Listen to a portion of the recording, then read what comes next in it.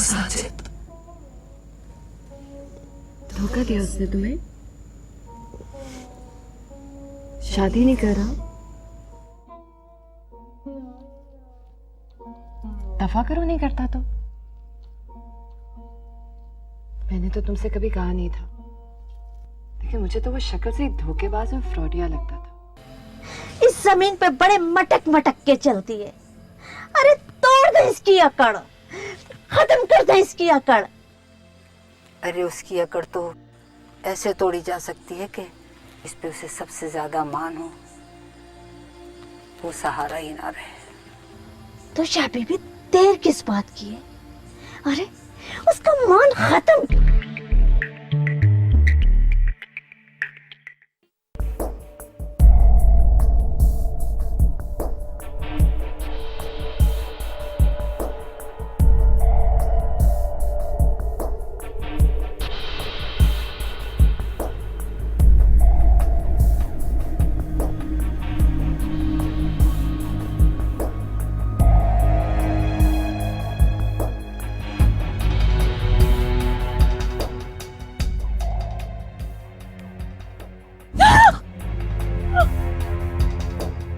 क्या कर रही हो तुम इस वक्त?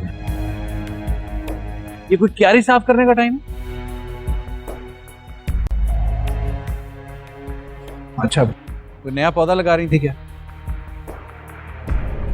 ये देखो अपने हाथ जरा कितने गंदे हो रहे हैं। जाओ धो जाके इनको, जाओ चलो साफ करो जाके।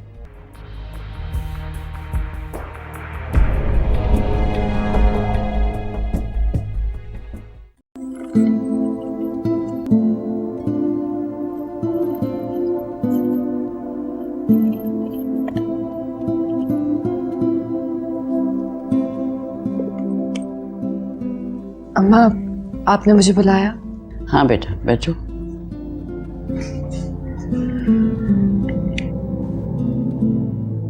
कोई काम था अम्मा जान? हाँ बेटा काम तो है। ये कुछ जेवर हैं मेरे और हलीमा के, हैं तो पुराने जमाने के लेकिन ठोस और खरे हैं। मैं सोच रही थी कि नम्मू के लिए नए जेवरात बनाने से अच्छा है कि इनको तोड़वा के आजकल के हिसाब से जेवर बना लो। अब बाजेबी इतनी भारी भारी हैं, कम से कम 8-8 चूड़ियाँ तो निकल आएंगी। हाय बेटा, मैंने तो बाजार जाना छोड़ दिया। कम बखत ये गाड़ियों की रैली से ना हॉल उठती है मुझे। निम्मो भी बच्ची है, इसको ही जिम्मेदारी दे नहीं सकती। हलीमा बच्ची नहीं है बल्कि एक जवान बच्ची की माँ है, उसको भी जिम्मेदारी नहीं दे सकती।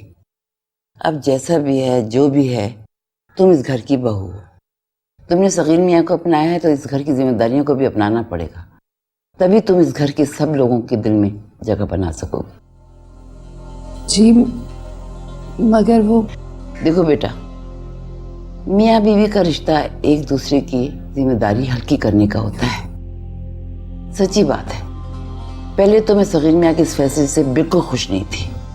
फिर मैंने खुले दिल से सोचा कि शायद इसमें मेरे बेटे और इस घर की बेहतरी हो, शायद तुम उसकी सारी महरूमियाँ और फर्ज बांट लो। इसीलिए पहला फर्ज मैं तुम्हारी झोली में डाल रही हूँ।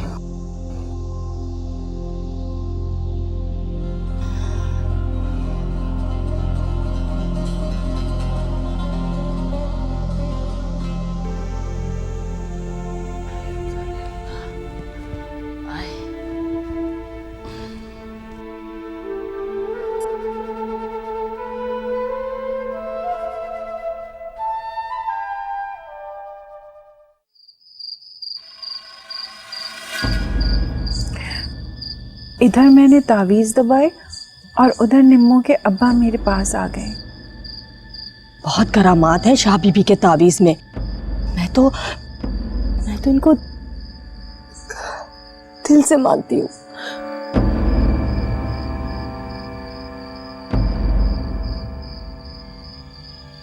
दुश्मन अगर पहली बार में हार मान जाए तो ये उसकी चाल होती है। फिर ज्यादा खुश नहीं होना चाहिए।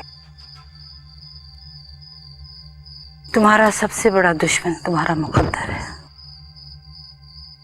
मुकद्दर से बड़ा अय्यार, मक्कार और पल पल में रंग बदलने वाला और कोई नहीं। मुकद्दर दुश्मनी क्यों कर रहा है? 60 सदी का घेरा है तुम्हारे गिर्द, बहुत तंग घेरा है, उसे तोड़ना है। सार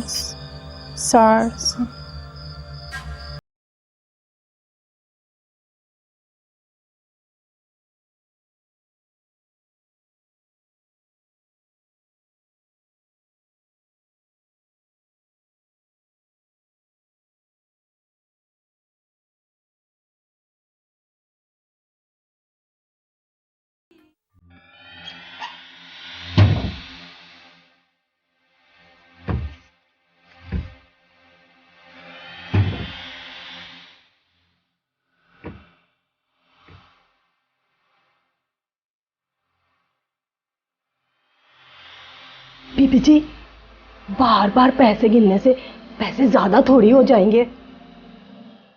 तो फिर कैसे ज्यादा होंगे रज्जू? साहब से मांगे ना किसी बहाने से। दे देंगे क्या? क्यों नहीं देंगे? अभी सुबह ही भर मुट्ठी दिए हैं उस छम्मक चल्लो को बाजार जाने के लिए। आप भी मांगे ना, छोड़े ना।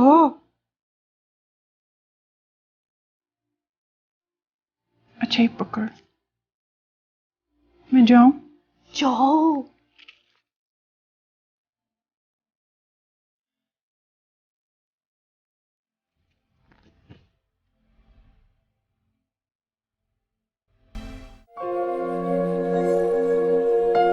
वाह माशाल्लाह, क्या रूप निकला है निम्मू पर।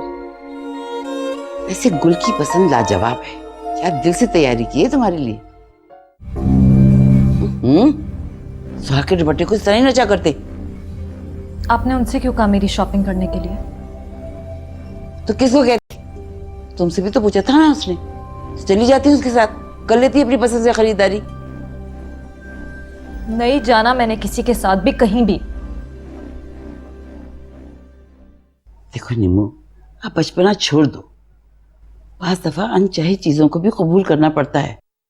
मैंने भी गुल को इस सूरत में तसव्वुर भी नहीं किया था, लेकिन जिद करने से कुछ हासिल नहीं होता। मर्द दूसरी औरत के लिए बहुत जज्बाती होता है। उससे जिद करे ना तो किसी का नहीं रहता, वो उसी का रहता है। बेटा, तुम भी गुल से उखड़ी उखड़ी रहकर ना गुल का कुछ बिगाड़ नहीं सकोगी, बल्कि अपने अब्बाई के दिल में मैल पैदा कर लोगी। और बेटा, अम्मा जान, ये जेवरात। हाँ तो निमो को दिखाओ ना, बल्कि पिन्हा के देख लो। आओ।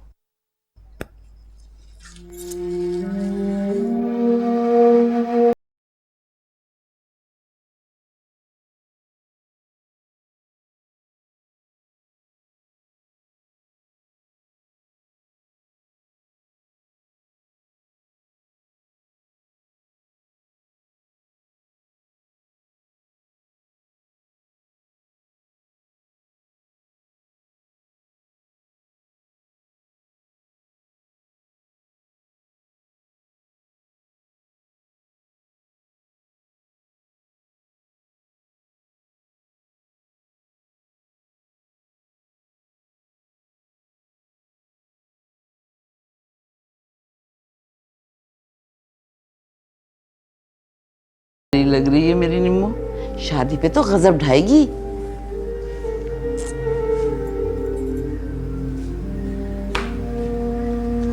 ये देखो बेटा, प्यारी चीजें देखो, अच्छी है ना।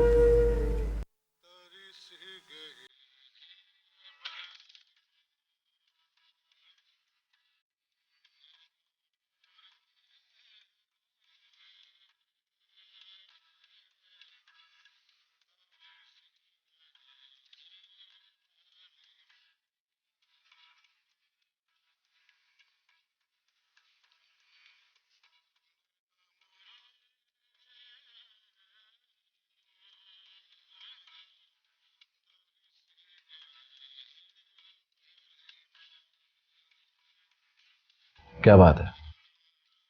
क्यों खड़ी हुई हो? कोई काम है? कुछ चाहिए? वो कुछ पैसे चाहिए थे।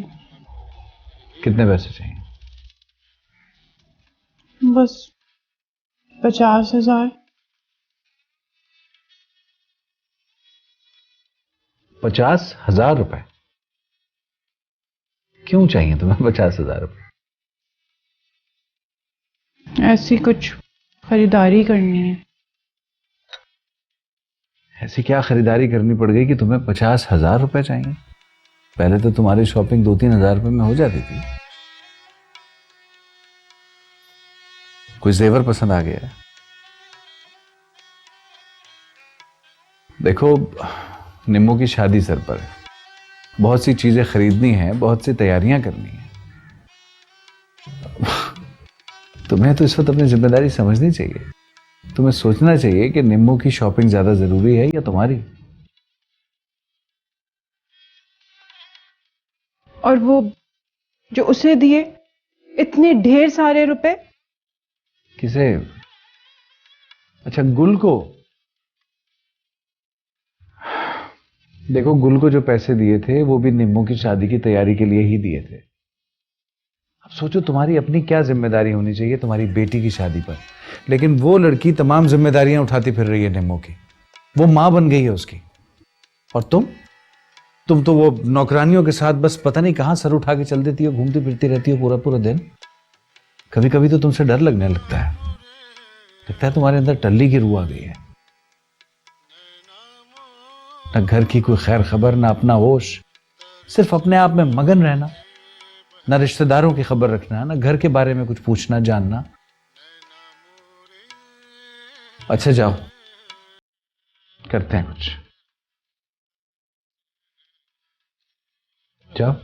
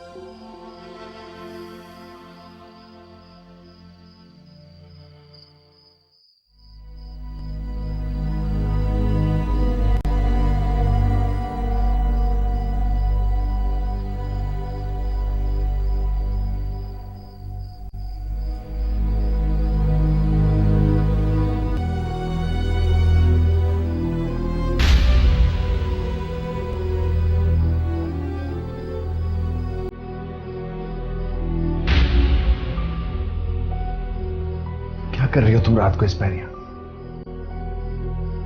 ये कोई तरीका है किसी के कमरे में इस वक्त रात को जाने का? कब तक बच्चों की तरह रिएक्ट करोगी?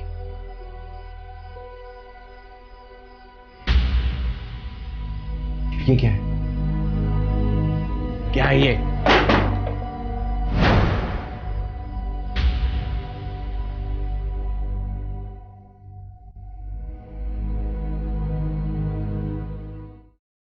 देखा आप लोगों ने? देखी इसकी हरकत?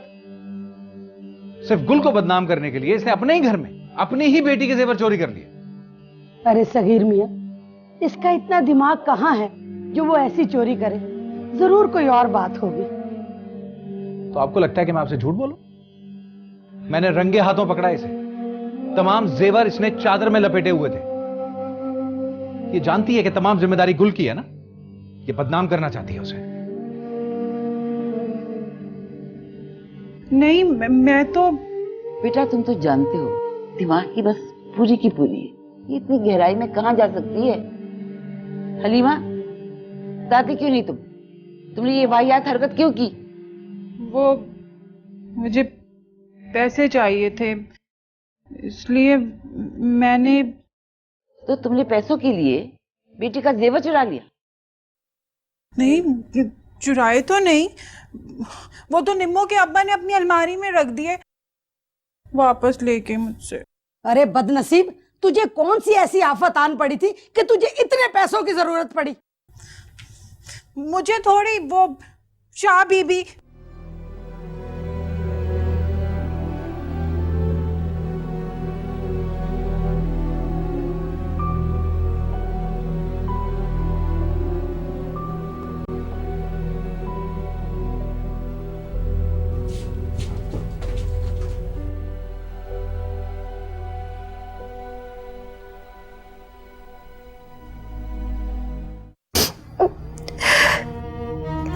पता नहीं अम्मी को क्या हो गया, वो ऐसे क्यों करती है। बेटा कब से तो देखती आ रही हूँ कि इस घर में क्या हो रहा है। लो भला बताओ, उस रज्जू फिसादन के कहने पे आकर उस ढोंगी पीरनी पे पैसे लुटा रही थी वो, मेरी बेटी की कमाई। सौखन का पत्ता काटने में ये भी ना सोचा कि बेटी का। इधर बैठो मेरे पास, आओ। देखो बेटा, इसलिए मैं तुमसे कहती हूँ कि अपनी नई माँ के साथ जिद मत किया करो, इसमें भी कोई खुदा की मसलियत होगी। अब मेरा क्या है, आज हूं कल नहीं, तुम भी अपने घर की होने वाली हो। सखी मियाँ के लिए और इस घर को संभालने के लिए किसी न किसी की जरूरत है ना।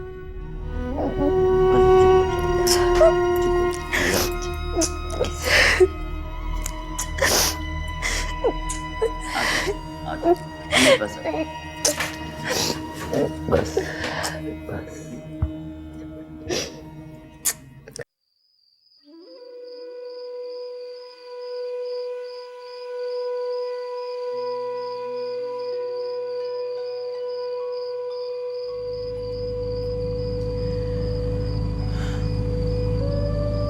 तुमने मुझसे पूछा नहीं क्या? उस दिन वाली बात के बारे में, कि मुझे तुम्हारे और यासिर के, मैं बहुत पहले से जानती थी। मैंने तुम दोनों को इकट्ठे पार्क में देखा था, लेकिन मैं एक बात समझ नहीं पाई कुल, कि तुमने इतनी आसानी से उसे अपने हाथ से जाने कैसे दिया। मैं तो अभी तक खुद भी नहीं समझ पाई कि मैंने अपने आप को इतनी आसानी से किसी और का कैसे मोड़ दिया। जैसी शक्ल तुम्हें अल्लाह ने दी है ना, काश उतनी अकल भी दी होती। तुमने क्या सोचकर दोनों शादियां, एक टल्ली जैसा घामड़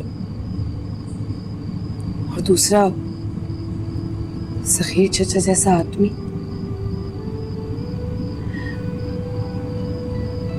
तुमने यासिर को अपने हाथ से निकलने कैसे दिया?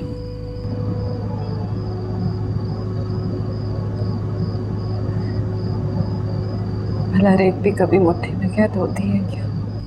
और अब तुम बैठी उसकी दुल्हन के लिए सुहाग के दुपट्टे सजा रही हो। बड़ा जिगर है तुम्हारा।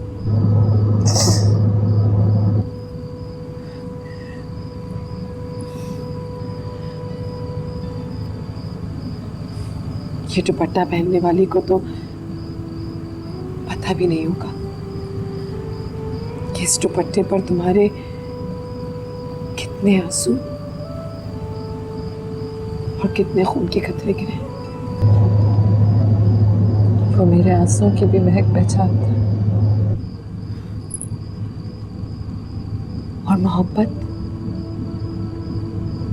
मोहब्बत को पहचानता है।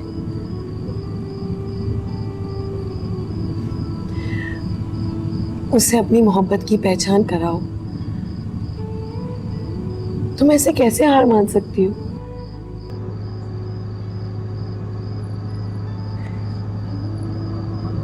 तुम नहीं समझोगी, तुम नहीं समझोगी। चल, मैं हार मानूं या ना मानूं, क्या फर्क पड़ता है? हार गई तो हार गई। बुरी तो मैं कहीं पे भी नहीं थी। जहाँ प्यार खींचता है वहां एतबार नहीं, और जहाँ एतबार वहां प्यार ही नहीं।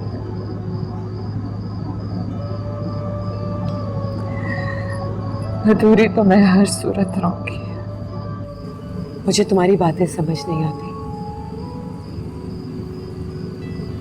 तुमने इतनी जल्दी हार कैसे मान ली? मेरा मानना है कि इंसान को अपनी आखिरी सांस तक मुकाबला करना चाहिए, और वो भी इस तरह के यार या पार।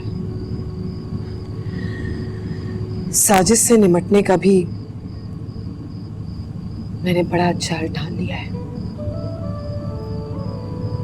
देखना कैसे दिनों में मैं उससे अपनी जान छुड़ाती हूँ।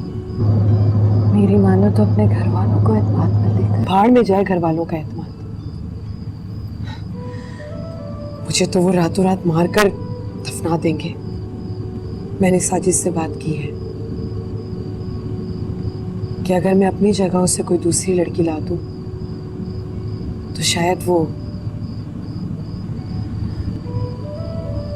और कसम से अगर मेरी कोई दूसरी बहन होती ना तो मैं अपने गले का फंदा उसके गले में डालने से भी ना हिचकिचाती। और तुम हो के अपने गले का हार किसी और के गले में डाल रही हो।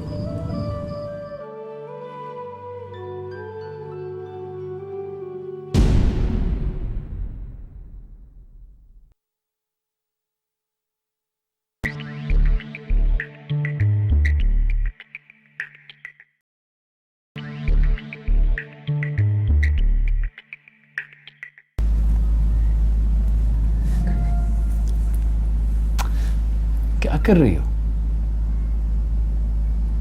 अच्छा लग रहा था तुम पे।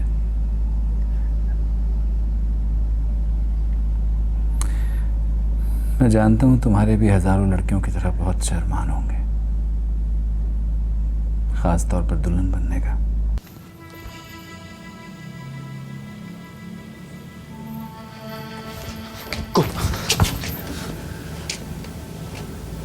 तुम्हारी खामोशी मुझे उलझा रही है कोई।